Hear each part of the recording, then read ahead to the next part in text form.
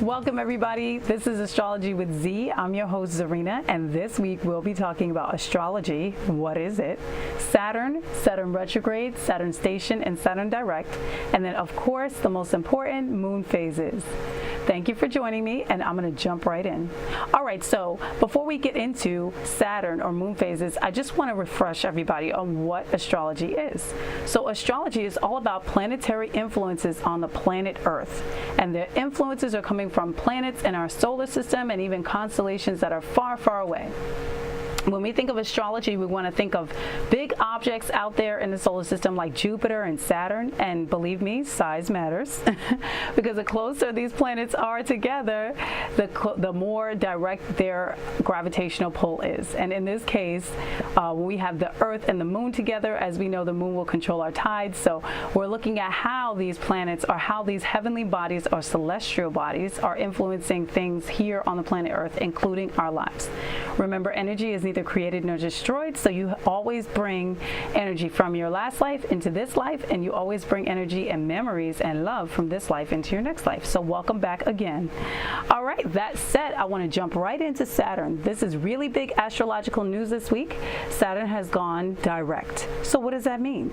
That means that Saturn, the planet of karma, the Lord of the Rings, right, has gone and decided to move forward again. So when we think about this, we have to remember that for the last 6 months, Saturn has appeared to be moving backwards, and that's called a retrograde. We've had to review obeying the rules, following lessons in life that our parents taught us or our fathers teach us.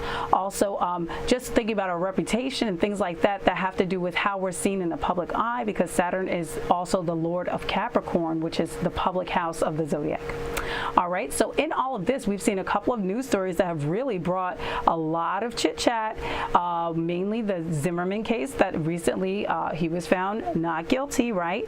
And some of you are out there waving your finger and you're very upset, but I gotta tell you, Saturn has it all under control, because even though he was not found guilty, he will always have to look over his shoulder as his lesson for the rest of his life, you know, in fear, or live his life very differently from the way he used to live his life. And therefore, Saturn has already taken care of whatever needs to be paid in karma this lifetime. And unfortunately, someone has lost their life, but even in that, a karma will come out from this that will balance and bring unity and harmony back to the planetary energy on this planet because of this. And a lot of people were involved. This was a very public case. So there we see again Saturn taking its place in the public house. Also, we've seen Paula Deen. This story broke and everybody was flabbergasted at the racist comments she made. But once again, she's actually been able to escape a little bit of the public scrutiny because of the Zimmerman case. And ironically, Capricorn is represented by the goat in the zodiac. So she's almost scapegoated out of this. So in planetary fashion, everything is always in harmony and unity, and the planets take care of all the energy that does revolve down here. Okay, so moving right along, I also like to let you guys know the moon is in Libra today. It'll be in Libra for about another day and a half. And what that means for us Saturn-wise is that we want to strengthen our partnerships, because the moon is actually representative of our emotions and things like that. Remember last show with the Cancer and moon guarding over Cancer?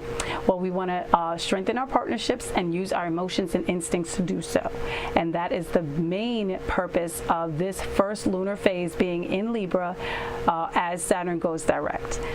The other lunar phases throughout the zodiac will also bring out those particular characteristics in those signs. So when the moon is in Aries, we'll feel more agitated, or we might feel more motivated. So it's one or the other.